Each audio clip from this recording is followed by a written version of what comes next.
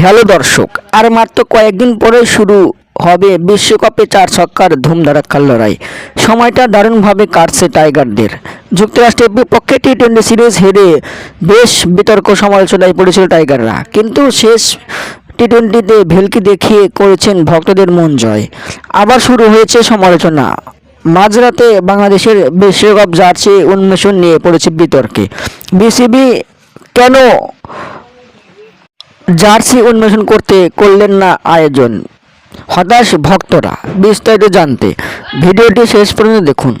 মধ্যরাতে টাইগারদের বিশ্বকাপ জার্সি উন্মোচন। তবে জার্সি উন্মোচনের দিনে দেখা গেল ভারতীয় গণমাধ্যমের স্টার স্পোর্ট টি বিশ্বকাপ উপলক্ষে বহুল আলোচিত সমালোচিত হয়েছে জার্সি উন্মোচনের সময় বিলম্ব হওয়ার ক্ষেত্রে।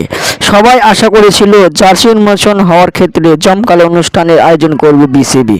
ঠিক 2 দিন আগে বেশ জমকালো আয়োজন করে আফগানিস্তান ক্রিকেট বোর্ড তাদের জার্সি উন্মোচন করে। তবে হঠাৎ মধ্যরাতে বলা নেই, কাউকে জানা নেই, বিসিবি তাদের সোশ্যাল মিডিয়ায় টাইগারদের জার্সি উন্মোচন করে। বিসিবির পরে বলেন সময়ের অভাবে নাকি আয়োজন করা হয়নি। দর্শক, আপনাদের মতামত কি? কেন করলেন বিসিবি এমন কাণ্ড? কমেন্টের মাধ্যমে জানিয়ে